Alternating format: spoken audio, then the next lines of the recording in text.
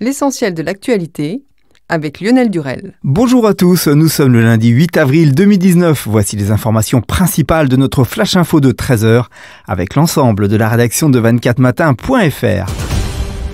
Grand débat et maintenant c'est l'heure du bilan. En attendant les décisions d'Emmanuel Macron, demande de baisse d'impôts et de justice fiscale, mais aussi d'écologie et de santé, Édouard Philippe tire aujourd'hui le bilan de centaines de milliers de propositions citoyennes issues des 2 mois du grand débat national lancé face à la crise des Gilets jaunes. Selon les documents de synthèse consultés par l'AFP, la baisse des impôts idée populaire revient sans surprise comme une des principales suggestions. Le verdict reviendra mi-avril à Emmanuel Macron au terme d'un tour de France en 80 jours, dont une centaine d'heures de débat.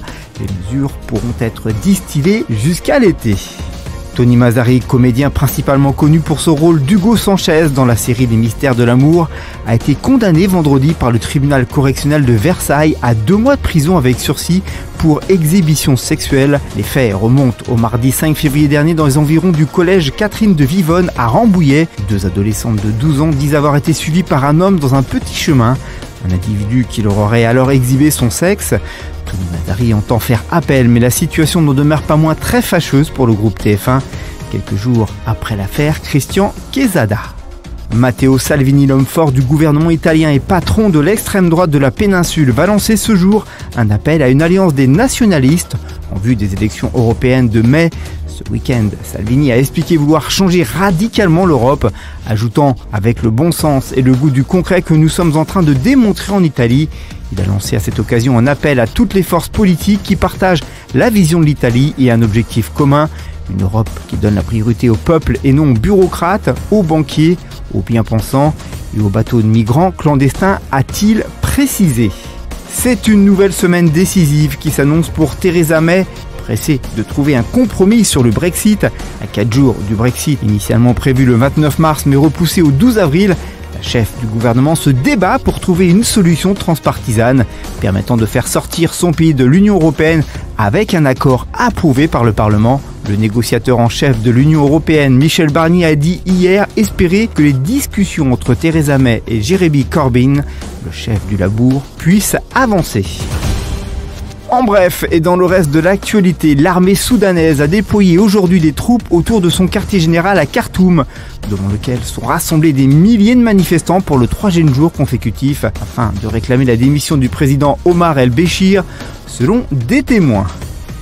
Au moins 32 personnes ont été tuées et 50 autres blessées depuis le début jeudi de l'offensive du maréchal Haftar contre la capitale libyenne, selon un nouveau bilan arrêté dimanche soir par le ministère de la Santé du gouvernement d'Union nationale basé à Tripoli.